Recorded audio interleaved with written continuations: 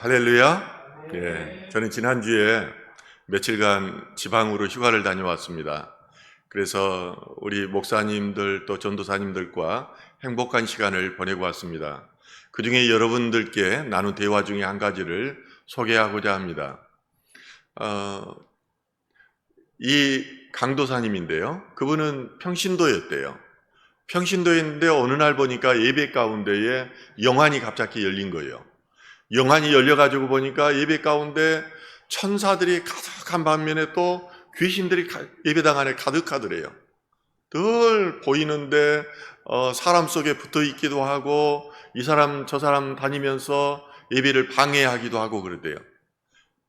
그런데 일부 천사들은 그냥 목사님이 설교하면은 이 양옆으로 다 그룹들이 서가지고 그 말씀을 계속 이렇게 들을 뿐만 아니라 그것을 가져다가 담아서 하늘로 올라가더라는 거예요. 그래가지고 매일 이런 게 보이니까 너무 힘들었대요. 사람들 보면은 그 안에 귀신도 이렇게 많이 보이고. 그래서 목사님께 너무 힘들어서 목사님 이런 게 자주 보이는데 나 좀 도와주세요. 그래서 목사님이 기도해가지고 지금은 안 보인다고 하더라고요. 얼마 전에는 또 제가 어느 목사님을 만났더니 그 남자 목사님이었어요. 그분은 이제 은행에서 은행장을 하신 분이어서 세상 경험도 참 많으시더라고요. 그래서 늦게 목사가 됐는데 한 번은 병원에서 성도가 좀 기도를 해달라고 아파가지고 기도를 해달라고 그래서 기도를 하는데 성도가 그래요. 목사님 나 몸이 떠 있어요 그러더래요. 몸이 침대에 있어 떠 있는 거예요. 이런 이야기는 저도 내 친구한테 한번 들은 적이 있었거든요. 자기가 어리서부터 그렇게 잠을 자면 떠서 잤대요. 어머니가 그래서 꼭 눌러줬대요. 굉장히 영성이 깊은 친구였는데 그래가지고 자기가 이렇게 보니까 천사들이 몸 밑에서 이렇게 받쳐주고 있대요.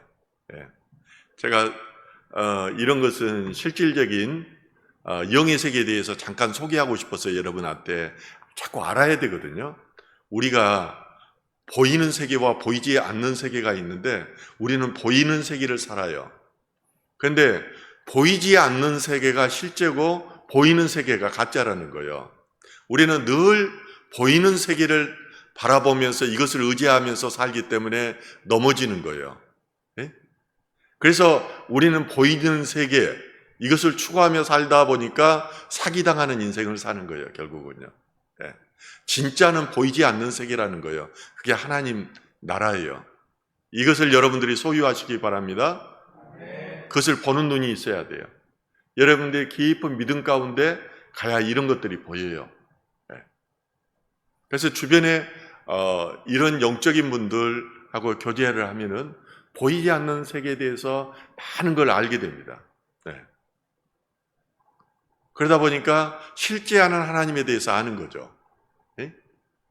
아침에는 묵상을 하는데 바울이 왜 하나님께서 육체의 가시를 둬가지고 저를 계속 잡아두었을까 생각해 왔어요.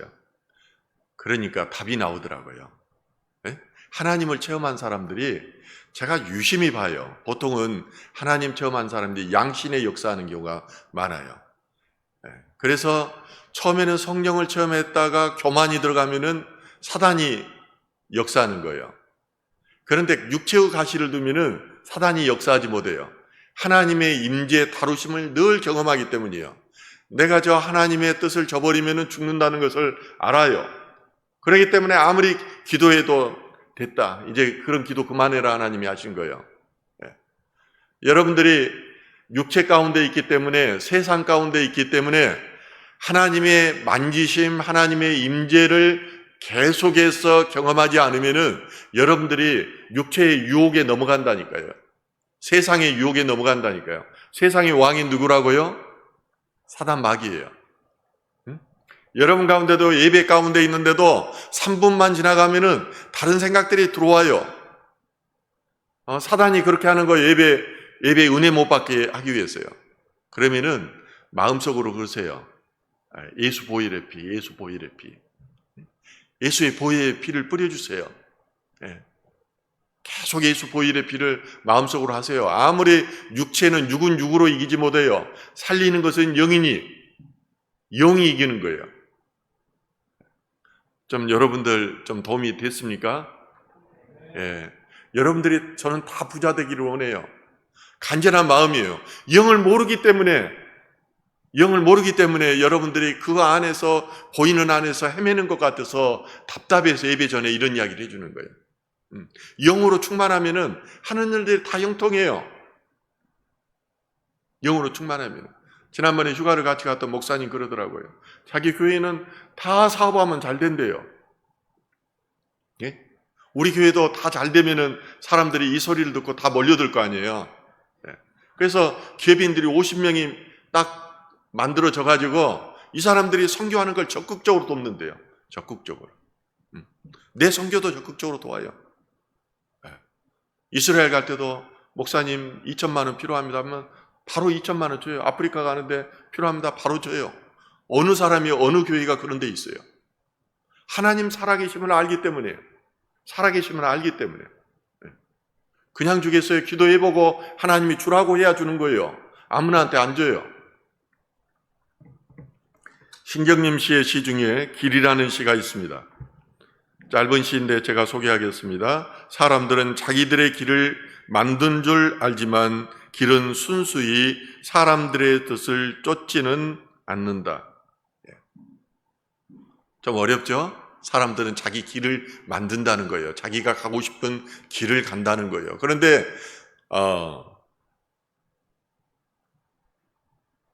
그 길은 순수히 사람들의 뜻을 쫓지 않는다고 말해요. 그 길이 끊기기도 하고 막히기도 하고 여러 가지 벼랑을 보여주기도 하고 두동강이 나기도 합니다.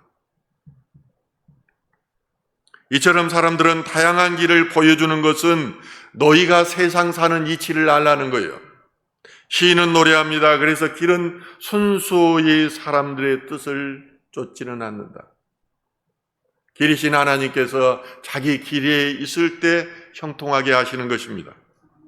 세례 요한은 공회에서 보낸 바리새인들에게 자신은 주님의 길을 곱게 하라고 광야에서 외치는 소리라고 말합니다. 자기가 하는 것은 소리에 불과하라는 거예요. 당시 이스라엘 백성들의 영적인 상태가 어떠했습니까? 메말랐습니다. 거친 유대 광야와 같은 것이었습니다. 그들의 마음은 죄로 말미암아 구부러졌고 마귀로 말미암아 거칠어졌습니다. 이제 그들 안에 구부러진 길을 곧게 하고 하나님과 가로막힌 탐을 얼고 높은 곳을 낮추며 골짜기는 평평케 하고 거친 들은 평탄케 해야만 했습니다. 이런 가운데 주님이 오십니다. 세례 요한에게 있어서 천국에 가까웠으니 회개하라고 외치는 소리는 바로 사명의 소리였습니다. 우리 모두는 세상에 태어나서 인생이라는 길 위에 버려졌습니다. 우리는 무엇을 위해, 무엇이 되기 위해, 어떤 삶을 살아가기에 몸부림치지만 그것은 늘 불확실한 것입니다. 그것은 우리가 길을 모르기 때문입니다. 오늘날 우리들의 영적 상태가 그렇습니다. 코로나로 인해 마음이 강팍해졌고 신앙의 힘을 잊어버렸습니다. 또한 천국으로 가는 소망을 잃어버렸습니다. 그래서 우리는 길 위에 멈추어졌고 길 위에서 벗어나 버렸습니다.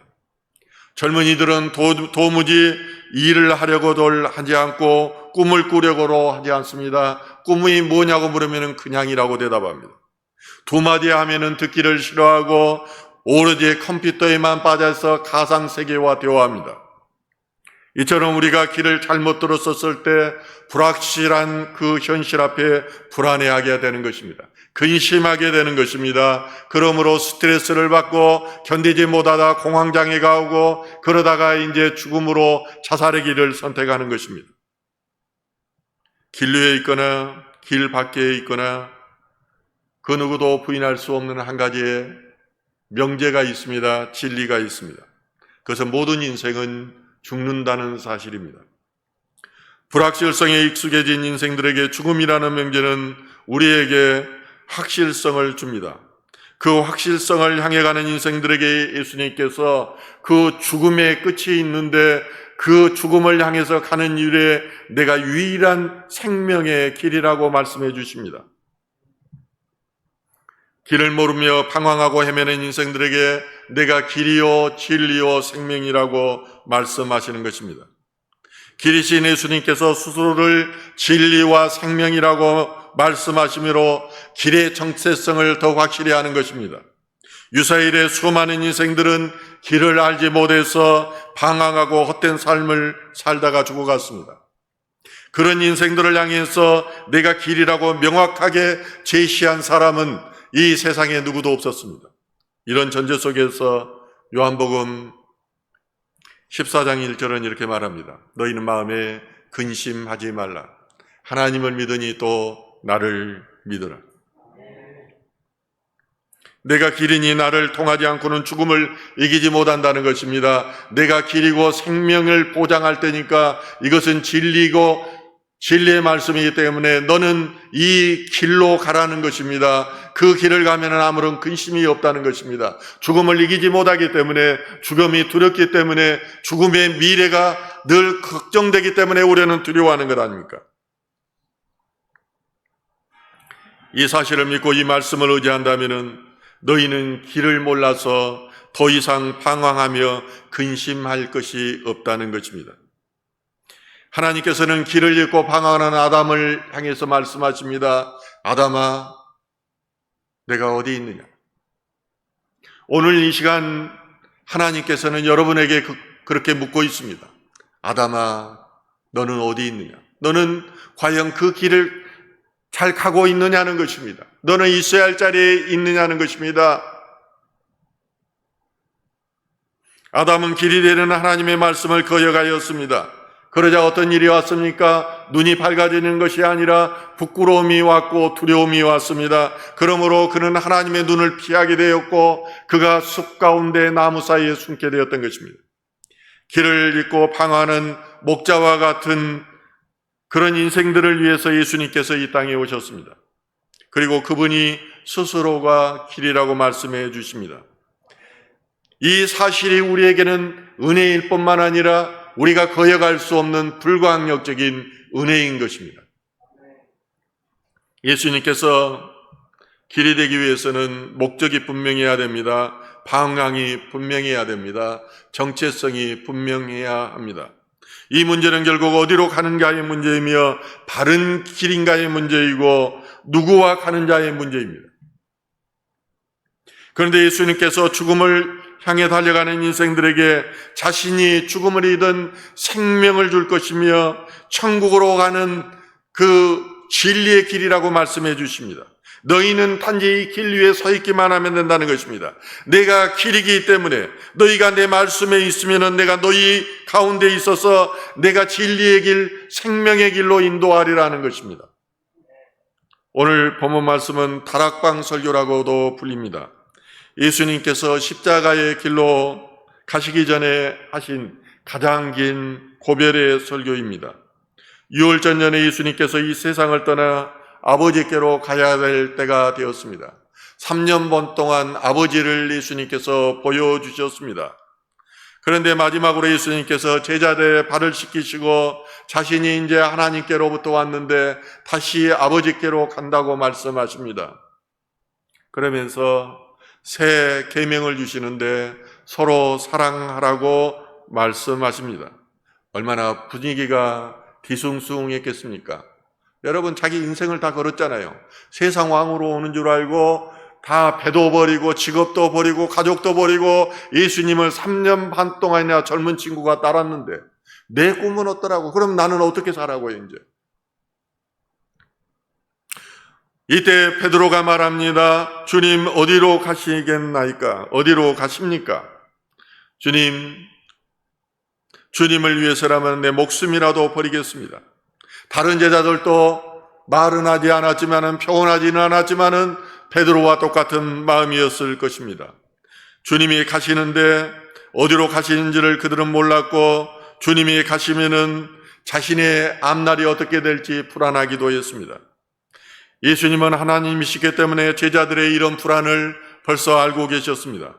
그러므로 오늘 본문을 통하여 자신이 어디로 가며 그곳이 어떤 곳인지를 가르쳐 주십니다. 같이 한번 요한복음 14장 2절과 3절 읽겠습니다. 내 아버지 집에 거할 곳이 많도다. 그렇지 않으면 너희에게 일렀으리라. 내가 너희를 위하여 거처를 예비하러 가노니 가서 너희를 위하여 거처를 예비하면 내가 다시 와서 너희를 내게로 영접하여 나 있는 곳에 너희도 있게 하리라. 여러분들이 이 말씀을 좀 더 이해하기 위해서는 유대인들의 결혼 제도를 이해하면 참 좋습니다. 거기는 약혼식을 한 후에 이제 신랑이 아버지의 집에 가서 장막을 넓히는 일을 합니다. 신부와 같이 그곳에서 살기 위해서 이 텐트를 넓혀가지고 아버지가 그러면은 이제 준비가 됐으니 신부를 데려와라 하면은 데리러 가는 것입니다. 이게 1년이 되기도 하고 2년이 되기도 합니다. 그래서 언제 다시 신부를 데려올지는 아버지만이 아는 것입니다. 예수님께서는 신부된 우리를 향해서, 신부된 제자를 향해서 이제 아버지께 하나님 나라로 자기의 거처를 넓히러 가는 것입니다. 이 땅의 집들은 초만원으로 늘 집들이 부족합니다. 아무리 집들을 지어도 인간의 탐욕 때문에 가난한 이들이 머무를 것이 없는 것입니다. 예수님께서 이 땅에 오셨을 때도 그에게는 거할 집이 없어서 마구간에서 냄새나는 곳에서 태어나야만 했습니다. 그러나 하나님의 나라는 넓고 광대합니다. 그곳에서는 모든 사람들이 거할 방이 있습니다. 예수님은 그곳에 제자들이 거할 초소, 신부된 너희를 위한 방을 만들고 너희를 데리러 오겠다고 말씀하십니다. 주님께서 오실 날이 멀지 않았다고도 사람은 말합니다. 여러 상황들을 볼 때 멀지 않는 것만은 분명한 것 같습니다. 그런데 예수님이 말씀하신 그 길은 십자가의 길이었습니다. 그 길은 좁고 험난한 길이었지만은 영광의 길이었습니다. 그 길을 주님께서 내심으로 우리가 생명을 얻고 구원을 받았을 뿐만 아니라 하나님 나라의 영광을 소유할 수 있었기 때문입니다. 예수님은 십자가의 길을 가심으로 사단의 나라 백성들이 하나님 나라 백성이 되는 길을 내셨습니다. 예수님께서는 십자가 위에서 사망을 이기셨고 생명을 우리에게 주셨습니다. 예수님은 십자가 위에서 다 이루었다고 하심으로 구약의 선지자들이 말씀하신 예언의 말씀이 다 성취되었습니다. 그러므로 예수님께서 근심하지 말라고 말씀하십니다. 그러자 도마가 말합니다. 도마가 이르되 주여, 주께서 어디로 가시는지 우리가 알지 못하거늘 그 길을 어찌 알겠사옵나이까. 도마는 기질사고로 실체적인 증거를 요하는 사람이었습니다. 명확한 정의를 요구했습니다. 유물론적인 유형의 사람이었습니다. 그는 길이라는 말씀을 공간적이며 물리적인 의미로만 받아들였습니다. 영적인 의미로 하나님 나라의 길인 것을 알지를 못했습니다. 여기에 대해서 예수님께서는 에이미로 말합니다. 내가 길이다. 내가 길을 3년 동안 보여줬는데도 네가 하나님 나라에서 오신 그 길을 모른단 말이냐. 예수님께서 길이라고 말씀하신 그 길은 많은 길 중에 하나가 아닙니다. 바로 그 길, 유일한 길이라는 것입니다. 오늘날 종교 다원주의자들은 시다르타를 통해서 또한 마호메트를 통해서 착하게만 살면은 천국에 갈 수 있다고 말합니다. 그러나 절대로 이런 주장들은 잘못된 주장이고 이단인 것입니다. 예수님께서는 자신이 하나님께로 가는 유일한 길이라고 말씀하셨기 때문입니다. 나를 통하지 않고는 아버지께로 올 자가 없다는 것입니다. 사람이 한 번 죽는 것은 정해진 일이며 그 위에는 심판이 있는데 예수를 믿으면 천국 가고 예수를 믿지 않으면 지옥 갑니다. 요한복음 5장 24절은 말하기를 내가 진실로 진실로 너희에게 이르노니 내 말을 듣고 또 나 보내신 이를 믿는 자는 영생을 얻었고 심판에 이르지 아니하나니 사망에서 생명으로 옮겼느니라고 말합니다. 진실로 진실로 마음을 담아서 말씀하십니다. 너희가 내가 그렇게도 말하는데 내 말의 의미를 그렇게도 모르겠느냐는 것입니다. 저는 만약 예수를 믿지 않았다면 나의 삶이 어떻게 되었을까 생각해 본 적이 있습니다. 그러나 그것은 생각하기도 싫은 비참한 것입니다. 세상적으로 보면은 더 남들이 보기에 우러러보는 자리에 있었을지도 모릅니다. 그러나 다 모든 것이 헛되고 헛된 것일 뿐입니다. 많은 사람들은 자기의 길을 잘 계획하고 준비하고 가다가 문득 내가 바른 길을 가고 있는가 돌아볼 때가 있습니다. 그리고 내가 살아온 길이 잘못되었다고 싶어졌을 때 심한 우울감에 빠지는 것입니다. 내가 가는 길이 이것이 아니었는데, 내가 꿈꾸던 길이 이것이 아니었는데, 나는 어쩌다가 이렇게 세상적이며 타락한 인생길을 살아갔는가? 먹고 살기 위해서 몸부림치며 살았던 것들이 다 헛되다는 것을 깨닫게 되는 것입니다.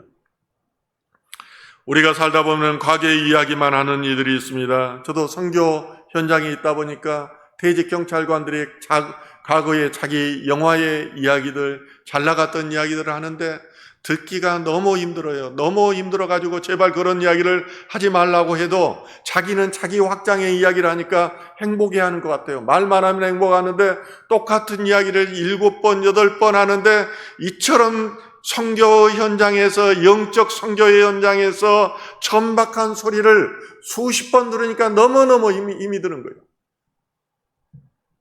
그런 사람들이 목사가 돼 있어요. 그런 사람들이 세상의 왕들 만나기를 원해요.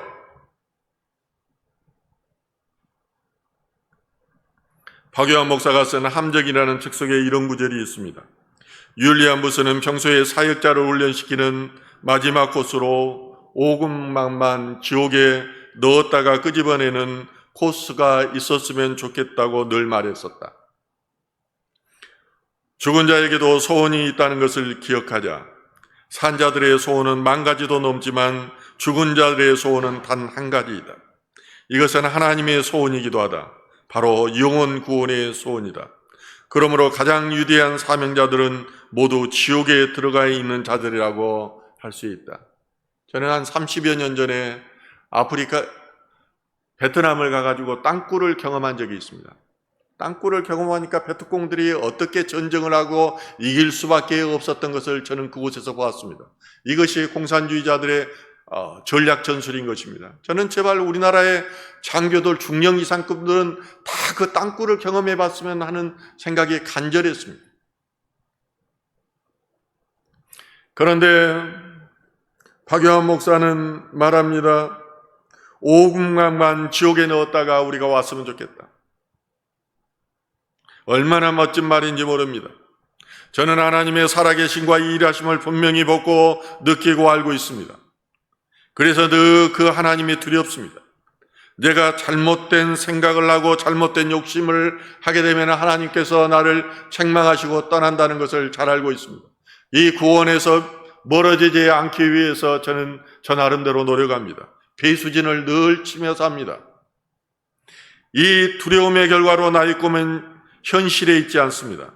영혼 구원에 있는 것입니다. 이 영혼 구원이 저의 사명이고 제가 반드시 성취해야 될 분명한 인생의 목표인 것입니다. 오늘 이 시간 우리는 어디로 가고 있는가라고 스스로에게 물어봐야 합니다. 예수님이 가신 생명과 진리의 길을 가고 있는가? 아니면 혹시 구원이 있는지 몰라서 교회를 왔다 갔다 하는 종교인으로 사는가 하는 것입니다. 하나님의 영광을 위해서 사는가? 내가 사는 공동체를 위한 것인가? 나와 가족을 사랑하고 살리는 것인가? 이 질문 앞에 우리는 서야 합니다. 우리 모두가 하나님의 영광을 위해서 살아야 합니다. 그렇다고 모든 사람들이 목사가 되고 전도사가 될 수가 없습니다. 우리 하나님과 이웃 공동체와 가족을 위해서 이것을 위해서 동시에 사는 것이 건강한 신앙 공동체이고 행복한 신앙 공동체가 되는 것입니다. 많이 주님을 안다고 하는 사람들, 주님 안에 있다고 하는 사람들이 행복하지 못하는 이유가 어떻습니까?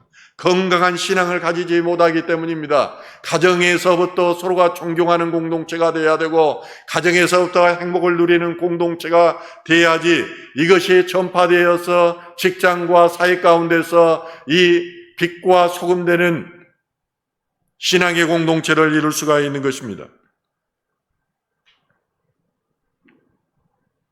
제가 아는 목사님이 보내온 글을 소개하고자 합니다. 영적인 내용이어서 영적인 분들은 깨달음이 있으리라고 생각합니다. 보통의 경우는 저는 여기에 전적으로 공감하기 때문에 영의 세계를 많이 경험했기 때문에 소개하는 것입니다. 때로는 거부감이 있는 분들은 그냥 흘러보내시기 바랍니다. 영안에서 보니까 주님께서 말씀하시기를 관문을 통과하고 나면 내가 기다릴 것이다 이렇게 말씀하시대요. 주님께서 바다 저 끝에서 네가 관문을 통과하고 나면 내가 거기서 기다릴 것이다 그렇게 말씀한 거예요. 그 바다는 빠지면 직사하는 독이 있는 바다였습니다. 많은 사람들은 그 물에 망설이면서 들어가 헤엄을 치고 건너보려고도 했습니다. 또한 손을 물에 넣어 보기도 하고 발을 넣어 보기로 했습니다. 그런데 영안에서 보니까 어떤 사람들은 자기 옷을 물에다가 이렇게 적셔 보기도 하더래요. 왜? 독이 묻어 있으니까. 예수님께서 오라고 하는데 이 바다에서 빠져서 죽을 것 같으니까 여러 가지로 시험하는 거예요. 그런데 믿음이 없이 망설임으로 그 길을 가지 못하다가 그 사람들은 바닷가에서 간을 보다가 그 물이 닿는 순간 모두가 죽어버리더래요. 영적으로 보니까 이 목사님이 그런 거예요. 이 목사님은 바다 끝에 계시는 주님을 바라보았습니다. 바다를 보는 것이 아니라 주님을 바라보고 망설이지 않고 바다로 퉁덩 뛰어들었습니다. 그래서 단번에 헤엄쳐서 주님 앞에 갔더니 주님이 그러더래요. 저 바다는 세상이다. 실제 영안에서 경험한 걸 저한테 보내준 거예요. 이 말씀은 주님께서 선택한 종에서 영으로 말씀해 주는 거지만은 우리는 이것을 심각하게 받아들여야 됩니다. 요한복음 6장 63절은 말합니다. 살리는 것은 영이니 육은 무익하니라. 내가 너희에게 이런 말은 영이요 생명이라. 주님께서 주신 것을 가지 않고 세상의 바다 앞에서 언제까지 우리가 우물쭈물해야 됩니까? 언제까지 간을 봐야 됩니까? 그러다가 우리는 세상 바다에 빠져 죽게 되는 것입니다. 순종이냐 불순종이냐 결단해야 합니다. 결과는 심판만이 있는 것입니다. 구원은 오직 예수 그리스도에게만 있습니다. 그러므로 천국에 이르는 유일한 길이 주님이신 것입니다. 우리가 진정으로 행복해질 수 있는 유일한 것이 예수 그리스도시요 그분이 우리를 길로 부르십니다. 예수님께서는 이제 남겨져서 고난을 받은 제자들에게 내가 아버지 안에 거하고 아버지가 내 안에 계신다고 말합니다. 그러므로 나를 믿으면 내가 하는 일을 그도 할 것이며 또한 그보다 큰 일도 할 것이라고 말씀하십니다. 여러분 안에 하나님이 계십니다. 여러분 안에 예수님이 계십니다. 예수님이 계시면은 예수님이 하나님 안에 계시잖아요. 그러면 하나님이 예수님 안에 계세요. 예수님이 계시면은 하나님이 내 안에 계시는 거예요. 여러분 믿어야 돼요. 하나님이 계셔야 내 안에서 어둠이 떠나간다니까요. 문제를 일으키는 것들이 다 해결된다니까요. 내가 생각만 해도 하나님이 다 주셔요. 내가 생각만 해도 하나님이 내 안에 있는데, 하나님은 영이신데, 내가 악한 생각을 하시면은 하나님이 나를 미워하는 거예요. 미워하는지는 잘 모르겠어요. 나는 그런 생각이 들어요, 그냥. 하나님이 내 안에 계시니까 내가 악한 생각, 탐욕의 생각을 하면 하나님이 싫어하시겠다. 하나님이 계세요. 저는 간접 경험을 했어요. 어떤 청년이 저한테 그러더라니까요. 저 평신도 때 완전히 그건 광채 사람 눈이 아니었어요. 내가 아직까지 평생 본 적이 없어요. 그런 눈은. 하나님이 계세요, 나한테. 자기는 봤대요. 그 조금 지나가지고 보니까 돌아서서 하도 이상해서 다시 그 청년의 눈을 봤더니 그 눈이 다시 정상적인 상태의 눈이에요. 그때 느끼냐. 하나님을 믿으면 내 안에 하나님이 계시구나. 근데 또 예수님이 말씀하잖아요. 우리는 그런 경험한 바가 없기 때문에 이걸 믿지를 못해요. 하나님이 계시면은 모든 것이 하나님이 나를 지켜주더라고요. 도저히 죽을 수밖에 없는 상황에서도 하나님이 계시면은 여러분 안에 돕는 천사가 있어요. 그가 하나님한테도 말할 뿐만 아니라 그가 다 여러분들을 지켜줘요. 마귀는 어떻게든지 여러분들을 공궁으로 빠뜨리려고 힘들게 하려고 하는 거예요. 나는 다 경험했어요. 이 사람 유해가 귀신이 몇 마리 붙어 있는 사람도 있어요. 그 사람이 너 오늘 누구 만나면은 어떤 일이 있을 거다 말해주기도 해요. 그 귀신이 쫓겨나니까 교회 나오더라고요. 내가 여러 번 경험했어. 아무리 전도해도 그런 사람 전도 안 돼. 귀신 쫓겨나야 돼요. 쫓겨나야 돼요. 일이 풀리지가 않아요. 맨날 아파요. 응? 귀신이 있으면. 여러분 제발 좀 이것을 영안이 열려가지고 이것을 믿었으면 좋겠어요. 이게 신앙의 실제화예요. 실제화. 그렇지 않으면 허상이에요. 허상. 영을 알아야 돼요. 그래서 저도 목사 되는 과정에 하나님이 함께하지 않으면, 성령이 임하지 않으면 나는 목회 못한다고 얼마나 부르짖고 하나님께 기도했는지 몰라요. 얼마나. 여러분도 그 체험이 있어지길 소망합니다. 예수님께서 말씀하십니다. 내 이름으로 구하라. 그러면 아버지의 영광을 위해 내가 행한 것이다. 이렇게 말씀하십니다. 예수 그 이름에 권능이 있습니다. 예수 보혈의 피에 권능이 있습니다. 그래서 여러분들에게 자꾸 헛된 생각이 들어오면은 사단이 주는 생각들은 여러분들 예수 보혈의 피 그것만으로 능력이 있다는 거예요. 위기 상황 가운데서 예수 보혈의 피 부르짖으면 바로 거기서 능력이 나타나요. 예수 이름 보혈의 피에 능력이 있기 때문입니다. 우리는 이제 예수 그리스도 길이 되신 주님의 길 위에 있기만 하면 됩니다. 길이 있다는 것은 포도나무 되시는 주님께 붙어 있다는 것입니다. 말씀을 붙들고 말씀대로 사는 것입니다. 그러면은 구원의 열매, 행복의 열매, 승리의 열매가 주렁주렁 열리게 될 것입니다. 길을 잃어버림으로 방하는 이 세대를 향해서 주님께서 오늘 또 그 길로 우리를 부르십니다.